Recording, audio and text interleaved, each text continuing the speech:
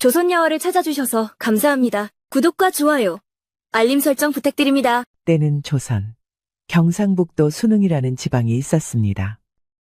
순흥은 꽤 규모가 큰 지역일 뿐 아니라 부유한 지방이기도 했지요. 거기에 전통 있는 사대부 집안들이 근처 안동을 비롯한 지역뿐 아니라 서원들도 많이 모여 있어 이곳은 앞으로 조선을 이끌 학자들이 대거 배출되는 지역이기도 했습니다. 이 가문의 주인인 선비는 학식이 높아 존경을 받았고 그의 아름다운 아내 역시 좋은 가문 출신으로 교양 있고 현숙한 여인이었습니다. 빼어난 미모와 총명한 두뇌를 가지고 있어 앞날이 기대되는 아이였지요. 어머니, 또 매화를 보고 계십니까? 그래, 매화를 화분에 옮겨서 심어야겠구나. 올해 꽃이 참 아름답게 피었어. 어머니는 매화가 그렇게 좋으셔요? 저보다요? 그럴 리가 있겠느냐. 꽃이 아무리 곱다 한들 우리 귀한 따님보다 고울 리가. 다만 이 고고한 향기가 기품이 흐르지 않느냐. 너도 이 매화 같은 사람으로 잘 자랄 것이다. 저는 매화를 보면 늘 어머니 같다는 생각을 합니다. 어머니처럼 우아하고 아름다우니까요. 두 모녀는 두런두런 이야기를 나누며 매화를 화분에 심어서 방으로 옮겼지요. 이 집안의 부인은 매화를 키우는 것을 좋아했습니다. 아름다운 매화 나무를 화분에 옮겨 심고 애지중지했지요. 이 매화 화분은 네가 한번 가꾸어 보거라. 정말요? 정말 제가 가져도 됩니까? 그럼 너도 이제 벌써 8살이니 이런 화분 하나 정도는 잘 키울 수 있을 거야. 또 두 분은 매화 이야기를 하고 계십니까? 아버님, 이때 어린 딸의 아버지이자 이 집안 부인의 남편인 선비가 방으로 들어왔습니다. 그는 자신의 아내와 어린 딸을 몹시도 사랑하는 자상하고도 고결한 사람이었지요. 하지만 요 근래 바깥 출타가 자주 있었고 어떤 때는 들어오지 못하는 날도 있었습니다. 서방님, 요즘 왜 이리 얼굴 뵙기가 힘드십니까? 또 대군마마를 뵙고 오시는 길이세요? 아, 일이 좀 그리 되었소. 지금도 얼른 옷만 갈아입고 나가야 한다오. 부디 몸 조심하십시오. 전하의 미움을 받고 와 계신 분인데 너무 가까이 하시는 것이 걱정이 됩니다. 부인, 걱정 마세요. 내 선비의 도리에 어긋나는 일은 절대 하지 않소. 아버님, 보고 싶었어요. 아버님, 선비는 자신에게 매달리며 어리광을 부리는 어여쁜 딸아이를 품에 안으며 웃어 보였지요. 현숙한 아내는 선비의 옷을 다시 곱게 정제해 지아비를 배웅했습니다. 하지만 이때만 해도 몰랐습니다. 그것이 이 가족의 행복이 끝나는 순간이라는 것을 말이죠. 해가 조용히 져가는 무렵 갑자기 마을로 관군 무리가 들이닥쳤습니다. 한양에 있는 왕이 직접 보낸 중앙군이었지요. 조용하던 마을은 관군으로 인해 쑥대밭이 되었습니다. 관군들은 닥치는 대로 마을 사람들을 전부 잡아 관청으로 끌고 가고 반항하는 이들은 그 자리에서 목숨을 빼앗았습니다. 죄명은 반역이었지요. 순흥 지방으로 유배를 내려와 있던 금성대군이 세조를 쫓아내고 다시 단종을 포기할 계획을 세웠다가 발각된 것입니다. 얼른 서두르거라. 어서, 빨리 여길 떠나야 한다. 어머니, 그날의 진압은 잔혹했습니다. 세조는 가차없이 잔인하게 탄압을 했고 무고한 사람들마저 살육했습니다. 그 일에 연루가 되지 않은 사람들조차도 역모를 꾸민 사람들과 가깝게 지냈다는 이유로 혹은 친척이라는 이유로 심지어는 옆집에 살고 있다는 이유로 죽임을 당했습니다. 선비 집안도 마찬가지였습니다. 단지 유배를 온 금성대군과 서찰을 주고받고 말벗이 되었다는 이유로 그 집안은 멸문을 당했죠. 그나마 선비의 노비가 목숨을 걸고 미리 달려와 이 소식을 알린 덕분에 선비의 아내는 어린 딸을 데리고 깊은 산으로 도망을 칠 수 있었습니다. 그들은 노비가 가져온 허름한 옷으로 갈아입고 깊은 밤을 타고 간신히 도망을 칠 수 있었죠. 마님은 이제 충주댁입니다. 그래, 알겠네. 단양에 제 먼 친척이 사니 그리 가서 몸을 피해야겠습니다. 고맙네. 정말 고마워. 자네 서방은 어찌 되었는가? 제 서방도 화를 피하지 못했을 것입니다. 저희 집안은 물론 옆집도 모두 죽임을 당했다 하니 일단 멀리 피해야 합니다. 애기 씨는 제 조카가 되는 겁니다. 응, 그럴게. 이제부터는 서로 말을 놓고 친한 친척 간으로 보여야 합니다. 제 조카 이름은 끝순이이니 그렇게 부르겠습니다. 셋은 천신만고 끝에 충북 단양에 도착해 몸을 숨겼습니다. 하지만 오는 길이 너무 고되었을까요? 거기에 자신의 남편은 물론 친정까지 모조리 화를 당했다는 사실을 안마님은 먼 길을 걷는 내내 눈물을 감추지 못했고 몸과 마음이 쇠약해졌지요. 어머니, 정신을 좀 차려보세요. 우리 딸, 내 귀하고 귀한 내 딸을 어찌하면 좋을꼬. 이 세상에 너 하나 이렇게 남았으니 이 일을 어찌하면 좋으냐. 어린 딸의 손을 잡고 흐느껴 울던 마님은 결국 단양 땅에 도착한 지 이틀 만에 숨을 거두고 말았습니다. 참으로 허무한 죽음이었지요. 노비는 가진 것이 없어 지나가는 지게꾼에게 사정사정에 거적 하나를 빌려 마님을 둘둘 말아 뒷산에 파묻어야 했습니다. 고귀한 신분과 남부러울 것 없는 것을 누리던 양반집 마님의 죽음이라기에는 너무나 초라하고 또 비참한 죽음이었습니다. 노비와 끝수는 직접 손으로 땅을 파서 그 어머니를 묻었습니다. 산길을 내려오는 길에 노비는 끝순이의 손을 잡고 말했지요. 저는 어릴 때 집에서 버려졌어요. 먹을 것이 없다고 아버지가 저를 내다 팔았지요. 정말이야? 네. 그때 저를 거둔 사람이 아가씨 할아버지였어요. 아가씨 아버지와는 동무처럼 자랐지요. 아버지 보고 싶어. 어머니도 보고 싶어. 끝순이는 결국 눈물을 터뜨렸습니다. 그런 끝순이를 달래며 노비가 말했지요. 울지 마세요. 아가씨만은 제가 꼭 지켜드릴 테니. 이제 저를 이모라고 부르셔야 해요. 아셨죠? 그렇게 시간이 흘러갔습니다. 끝순이는 노비를 이모라 부르며 함께 단양에서 살게 되었죠. 그 노비는 퇴역한 기생의 집에서 몸종 노릇을 하면서 살았습니다. 오갈 곳 없는 낯선 그 둘을 받아준 곳이 그 기생의 집뿐이었던 것이죠. 노비가 바쁘게 집안일을 하는 동안 끝순이도 열심히 집안일을 도왔습니다. 그러면서도 그 퇴역 기생의 집에서 춤과 가야금을 배우는 기생들을 열심히 훔쳐보았죠. 끝순아, 여기서 뭐하고 있어? 또 저 기생들을 구경하는 거야? 이모, 어쩜 저렇게 고울까요?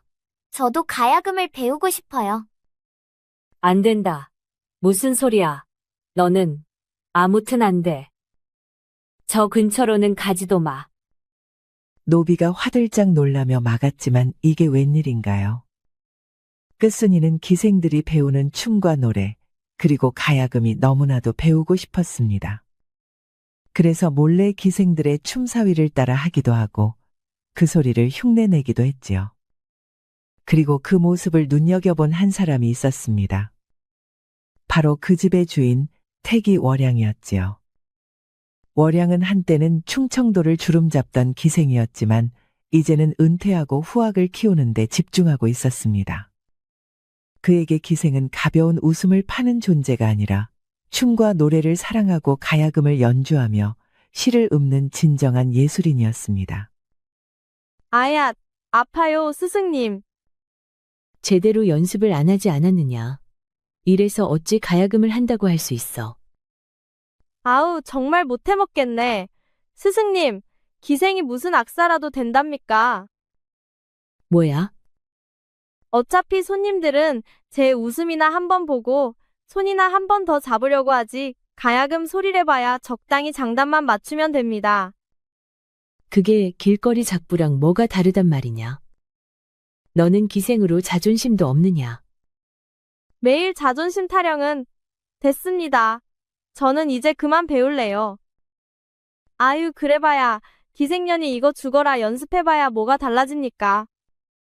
월양의 이런 고집과 자존심 때문에 한때는 그녀의 이름이 조선을 흔들었지만 이제는 그런 절개를 알아주는 곳은 점점 줄어들었습니다. 관기를 훈련하는 역할을 했던 월양은 가슴이 답답해졌지요. 그러다가 아름다운 얼굴은 물론 가야금 소리에 귀를 기울이고 몰래 춤사위를 따라하며 연습을 하는 끝순이가 눈에 들어온 것이었죠.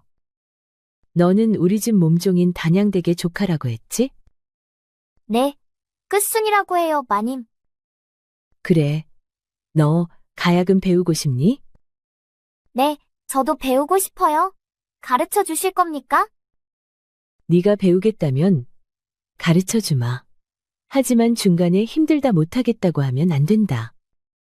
저는 절대 그런 소리는 안 할 것입니다. 정말입니다. 그런 소리를 하면 방금 봤던 저 기생처럼 손등을 맞는다. 그래도 네. 그리고 저는 방금 뛰쳐나간 그 기생보다 훨씬 잘할 자신도 있습니다. 절대 손등은 맞지 않을 것입니다. 월양은 당찬 끝순이의 말에 웃었습니다. 그날부터 끝순이의 수업이 시작되었지요. 기겁을 한 노비가 옛 주인의 딸이 기생의 기술을 익히는 걸 막으려 했지만 그 고집을 꺾을 수는 없었습니다. 그런데 끝순이의 불행은 거기에 끝나지 않았습니다. 그해 겨울 끝순이를 사랑으로 지키려던 노비가 병을 얻어 그만 세상을 떠나고 만 것이죠.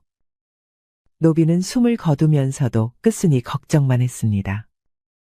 아가씨, 비록 저는 아가씨를 지키지 못하고 가지만 부디 아가씨는 자신을 지키셔야 합니다.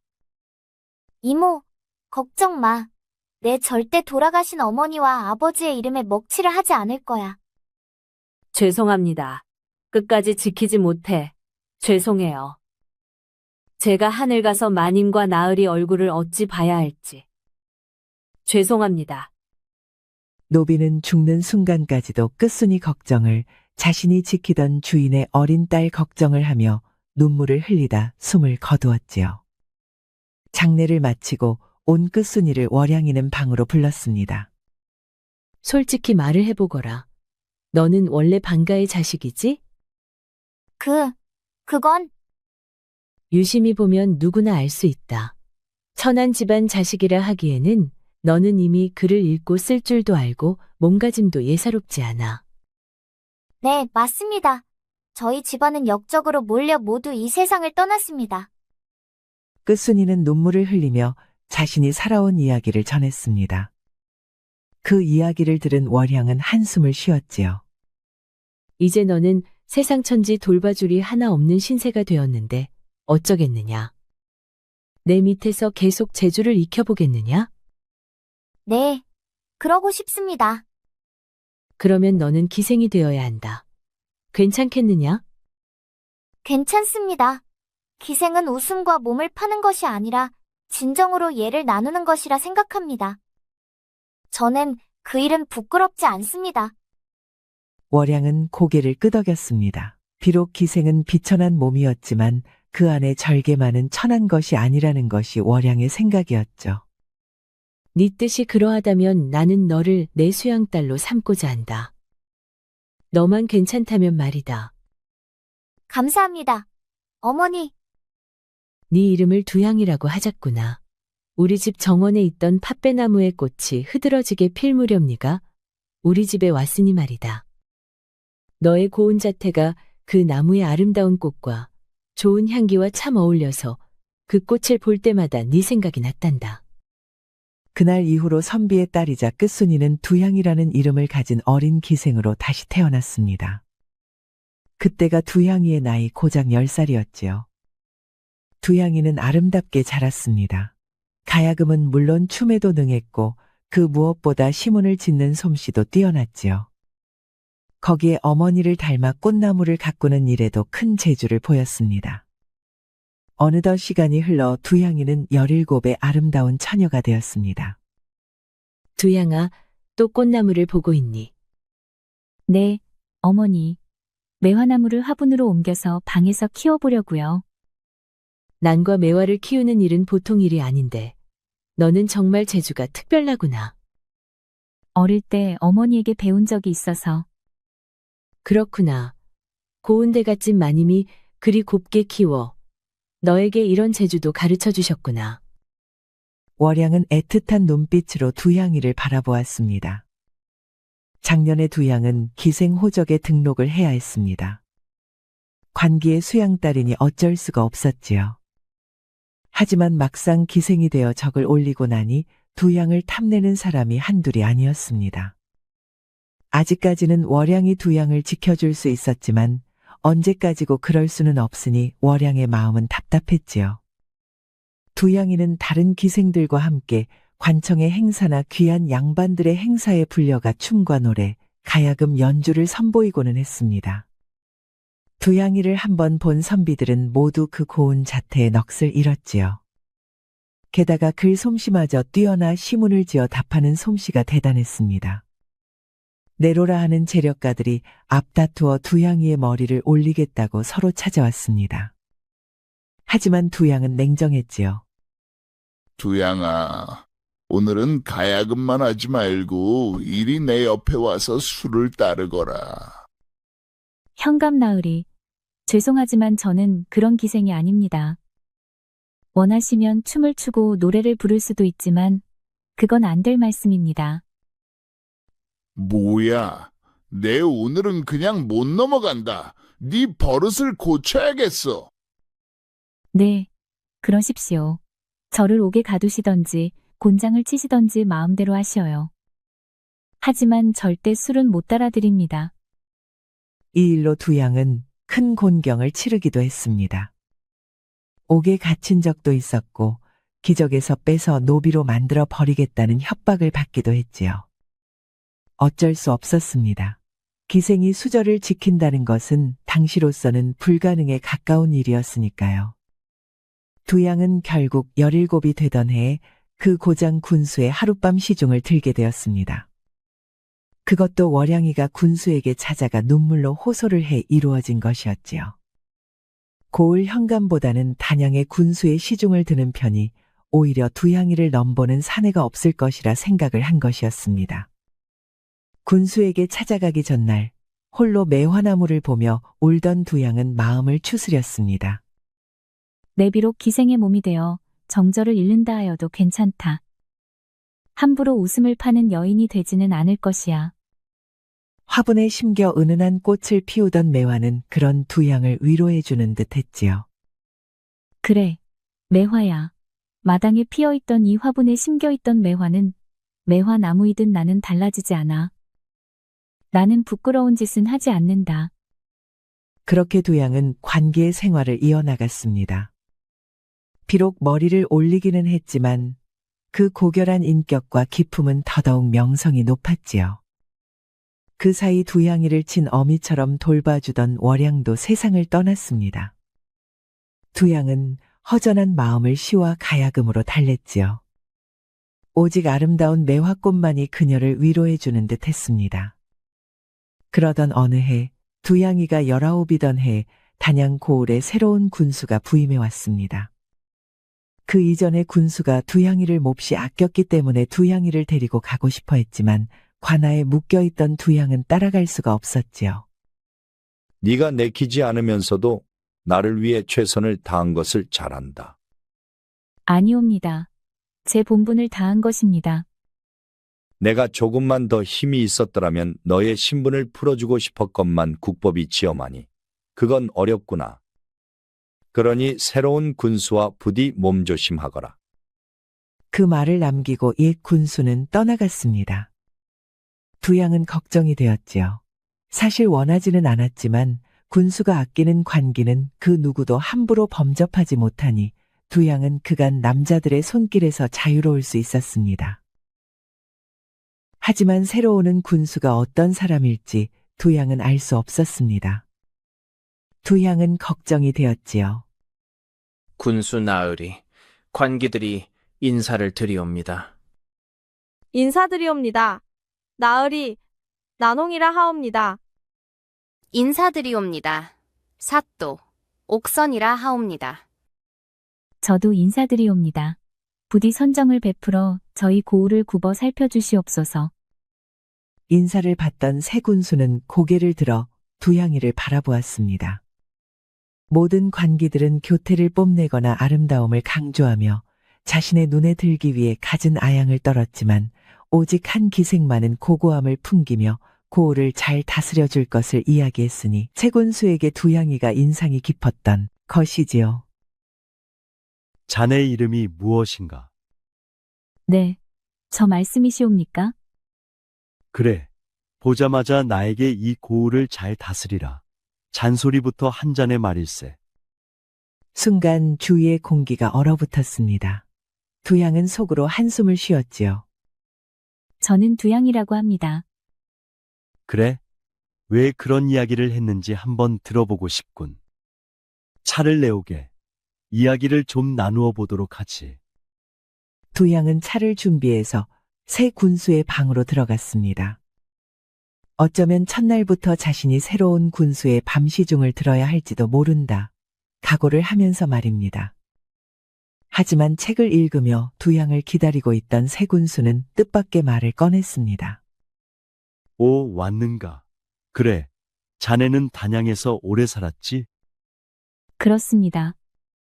내 오는 길에 여기 사정을 살피고 서류도 두루 읽어보았는데 과연 여기 형편이 그리 좋지가 않아. 자네도 알고 있지.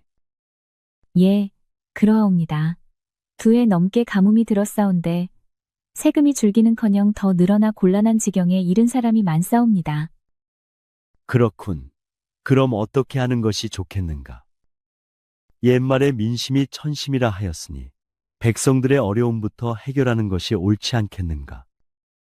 두향은 속으로 감탄했습니다. 새로 부임한 중년의 새 군수는 학식이 높을 뿐 아니라 총명하기도 이를 데 없어서 무엇이 문제이고 어떻게 해결해야 하는지 답이 척척 나왔습니다.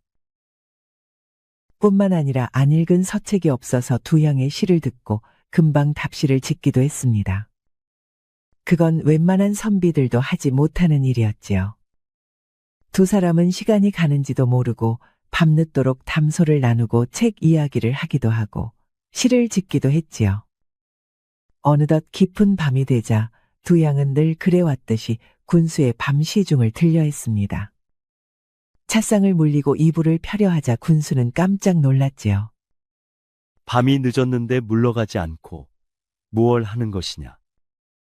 네, 주무실 시간이 되신 듯하여 제가 잠자리를 받으리려고.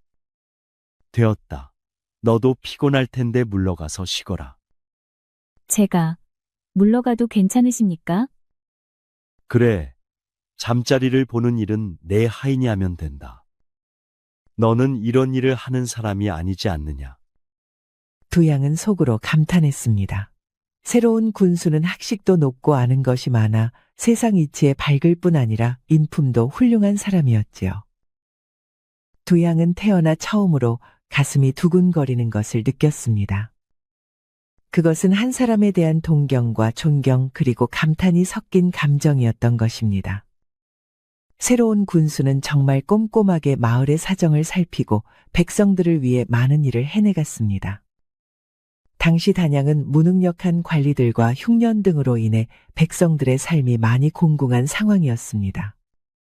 새로운 군수는 곡식이 모자란 백성들을 위해 관청에 곡식을 나누어주고 아픈 백성들을 위해서는 의원과 약재를 보내어 치료를 해주었습니다.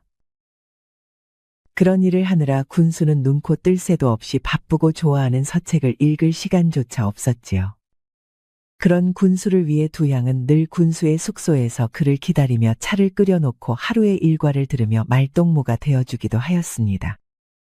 오, 두향아. 오늘도 기다리고 있었느냐? 네, 어르신. 오늘도 고생이 많으셨지요? 오늘 궁율미를 꺼내어 나누어 주고 왔단다. 어떤 어미는 굶주림이 아이가 쓰러지기 직전이었다고 눈물을 흘리는데 나 역시 눈물을 흘리고 말았지. 정말 잘하셨습니다. 군수님이 오시고 나서 저희 고을이 더욱 좋은 곳이 되었습니다. 사실은 나도 얼마 전에 아내를 잃었단다.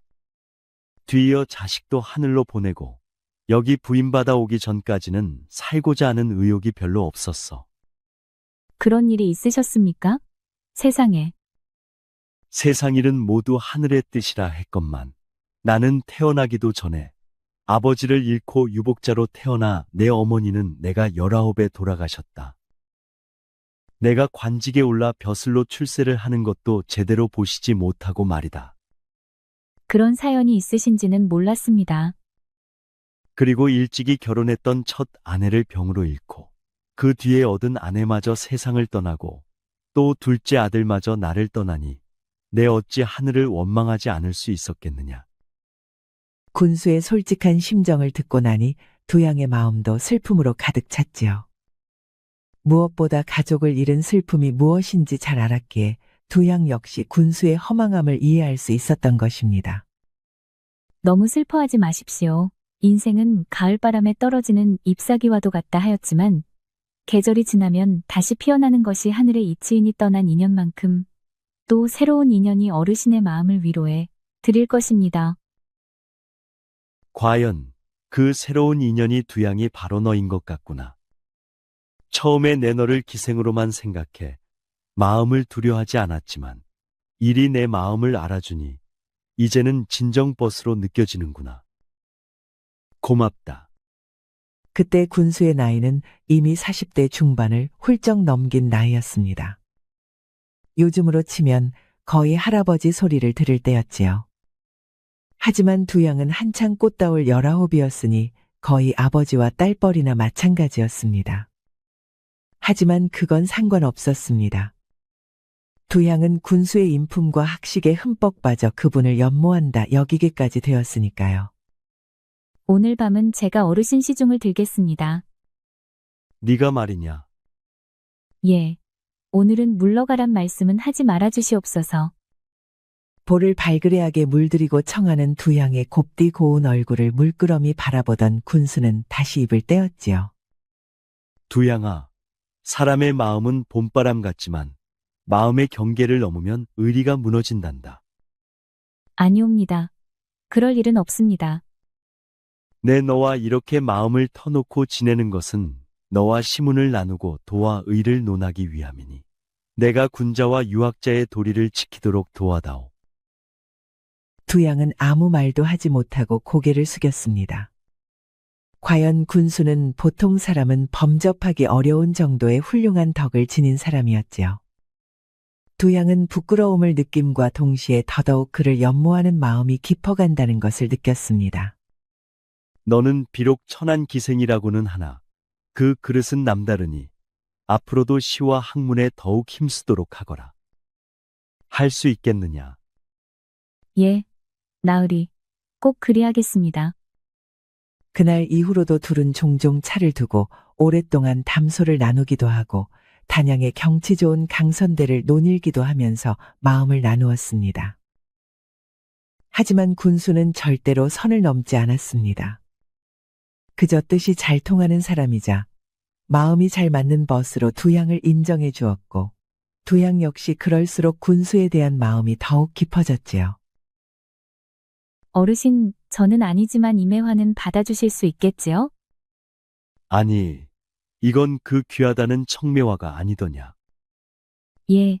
저도 매화를 몹시 좋아하는데 어르신도 매화나무를 아끼신다는 말을 듣고 제가 어렵게 온 나라를 수소문하여 구했사옵니다. 아니, 이렇게 귀한 것을. 이것도 안 받아주시는 것입니까? 너무하십니다. 허허, 알았다.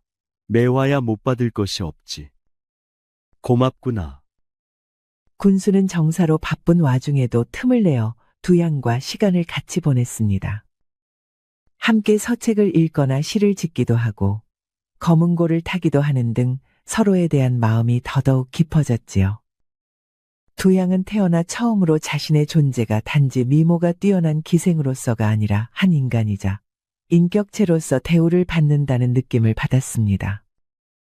이것은 자신을 보기만 하면 어떻게든 밤을 보내려고만 하던 다른 남자들과는 완전히 다른 것이었지요. 그래서 두양은 자신이 당당한 한 인간으로 다시 설 수 있게 만들어준 군수를 마음 깊이 흠모하게 되었던 것입니다. 하지만 이런 행복한 시기도 얼마 가지 않았습니다. 군수가 부임을 온 지 채 1년도 채우지 못하고 군수는 경상도 풍기 군수로 다시 발령을 받아 떠나게 되었던 것입니다. 어떻게 이리 빨리 가신답니까? 어찌 이런 일이 있을 수 있답니까? 내 형님이 충청도 관찰사로 오셨으니 형제가 같은 지역에서는 근무를 하지 못한다. 나라법이 그런 것을 어찌하느냐. 너무 슬퍼하지 말거라. 가실 것이면 저도 데려가 주시면 아니 됩니까? 어허, 내가 군자의 도리를 지킬 수 있도록 해준다 하지 않았느냐. 너는 관에 소속된 몸으로 어찌 그런 말을 그리 쉽게 하느냐. 두 양은 슬피 울었습니다. 말은 냉정하게 하면서도 그런 두 양의 모습을 보는 군수의 마음도 편하지는 않았지요. 두 사람이 보내는 마지막 밤, 두 양은 눈물과 함께 이별의 시를 지어 군수에게 바쳤습니다. 이별이 하도 서러워 잔들고 슬피 울제. 어느덧 술 다하고 입마저 가는구나. 꽃 지고 새우는 봄날을 어이할까 하노라. 그 시를 받아들고 군수 역시 마음이 먹먹해졌지요. 그렇게 긴긴 밤은 속절없이 흘러갔습니다. 군수가 단양을 떠나는 날 아침, 두 양은 퉁퉁 부은 눈으로 배웅을 나왔습니다. 군수는 그런 두 양의 등을 말없이 두들겨주며 뒤를 돌려다 다시 두 양을 향해 이런 말을 남겼습니다. 부디 덕을 닦고 마음을 지키시오. 사람의 정은 짧으나 돈은 긴 법이니. 두 양은 그 말을 듣고 고개를 끄덕였습니다. 단양을 떠나는 군수의 짐은 단촐했습니다. 그가 맨 처음 단양을 올 때 가지고 왔던 짐에 더해진 것은 거의 없었습니다. 그는 단양을 떠나며 오직 두 양이 준 매와 화분과 수석 2개만을 챙겼지요. 두 양의 사랑은 어쩌면 그 매화를 통해 그새 군수의 삶 속에 영원히 머물게 되었던 것인지도 모릅니다. 그렇게 두 양과 마음과 시문을 나누었지만 군자의 도를 지켰던 단양의 군수, 그의 정체는 바로 조선 유학의 거두 퇴계 이황이었습니다. 평생을 올곧은 학문과 예법에 헌신했던 퇴계 이황 선생도 그러나 잊지 못할 사랑이 있었던 것입니다. 신분과 나이를 뛰어넘어 오직 매화만이 증인이었던 그 인연은 바로 두 양이었지요. 이황과 단양의 관기 두 양이 마음을 나누었던 기간은 단 9개월 남짓에 불과했지만 이 시간은 두 양에게도 그리고 퇴계 선생에게도 평생을 잊지 못하는 사랑이 되었습니다. 퇴계 이황이 떠난 후 두 양은 관기에서 물러났습니다. 그리고 이황과 함께 거닐던 강선대 아래에 초막을 짓고 학문에 정진하며 평생을 수절했습니다. 하지만 이황의 말대로 도의 길을 지키며 이황을 찾아가는 일은 결코 없었지요. 그러나 그리운 마음을 참을 길이 없었던지 이런 시 한 편만은 이황에게 보냈습니다. 한 송이 꽃 약간 뒤돌아 피어도 오히려 의심스럽거늘. 어찌하여 모두 거꾸로 드리워져 피었는고. 그 까닭을 알고자 꽃 아래에서 살펴보니 머리 쳐든 한 송이 꽃심이 보이네. 이황은 풍기 군수를 거쳐 안동 도산서원에서 후하게 힘쓰는 동안에도 두 양이 선물해준 매화를 매형이라 부르며 지극히 아꼈습니다. 그에게 매화는 곧 두 양의 분신이나 다름이 없었던 것이지요. 그리고 이황 역시 두 양이 그리웠던 것인지 두 양과 이별한 지 4년이 되던 어느 해봄에 두 양에게 시를 보냈습니다. 누렇게 바랜 예책 속에서 성현을 대하며 비어있는 방 안에 초연히 앉았노라. 매화 핀 창가에서 봄 소식을 다시 보니 검은고 마주 앉아줄 끊겼다 한탄을 말라. 이 시를 받은 두 양의 기쁨이 얼마나 컸을지는 감히 짐작도 할 수 없을 것입니다. 두 양은 이황이 보내온 시에 노래를 부천을 부르며 외로움을 달랬다고 합니다. 1570년 겨울, 이황은 70세가 되었습니다. 두 양과 만났다. 헤어진 지 20여 년이 흐른 뒤였지요. 그 사이 퇴계 선생과 두 양은 단 한 번도 만나지도 않았습니다. 끝까지 서로의 길을 지켜주며 도를 어기지 않았던 것이지요. 하지만 퇴계의 병세가 깊어지며 초췌해지고 자리에 눕게 되자 그는 자식을 불렀습니다. 아버님 말씀하셔요. 저 매화를 다른 방으로 옮기거라. 예. 늘 곁에 두고 가꾸시던 것을 왜? 내 모습이 몹시 누추해져서 저 매화에게 보이는 것이 부끄럽구나. 그렇게 해다오. 아들은 아무 말 없이 아버지의 말을 따랐습니다. 그리고 얼마 지나지 않아 이황은 숨을 거두게 되었지요. 숨을 거두기 전 이황은 아들에게 이런 말을 전했습니다. 매화에 물을 주거라. 이황이 세상을 떠났다는 비보는 곧 두향에게도 전해졌습니다. 이황이 세상을 뜨고 나서야 부랴부랴 안동으로 간 두향은 그 마지막 길을 향해 큰 절을 올렸습니다.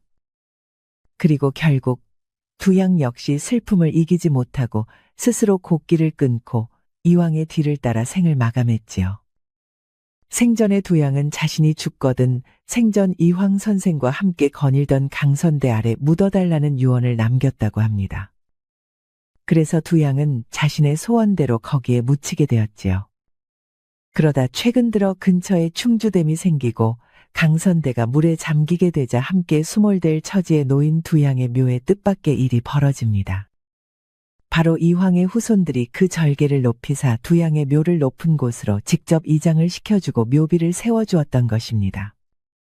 그 이후로도 지금까지 단양군에서는 매년 두향의 넋을 기리는 두향제를 지내고 있습니다. 이 이야기는 지금까지도 단양 팔경을 더욱 빛나게 해주는 아름다운 전설로 남아있지요. 조선 유학의 거두이자 진정한 학자, 가장 높은 양반의 신분으로 수많은 유학자와 관리들을 키워내었던 퇴계 이황과 천인이었던 관기 기생 두향의 신분을 초월했던 지고지순한 사랑. 이 이야기는 400년이 지난 지금도 단양 두향의 묘소와 이황의 매화나무로 남아 그 애틋한 사랑을 증언하고 있습니다. 오늘날 우리는 너무나 가벼운 사랑을 많이 보고 듣습니다. 만남과 헤어짐이 쉽고 마음을 주었다. 다시 가져오는 것도 너무나 손쉬운 이 세상에서 무엇보다 가벼워지는 것은 어쩌면 사랑이 아니라 우리의 진심일지도 모릅니다. 하지만 사람의 도리와 정절을 지키며 소중히 간직했던 이 둘의 사랑은 어쩌면 우리가 잊고 지냈던 많은 것들을 돌아보게 합니다. 들어주셔서 감사합니다. 구독과 좋아요, 알림 설정을 꼭 부탁드립니다. 우리 이야기가 여러분들에게 조금이나마 재미를 선사할 수 있기를 바랍니다. 다른 재미있는 영상도 많으니 즐겁게 봐주세요.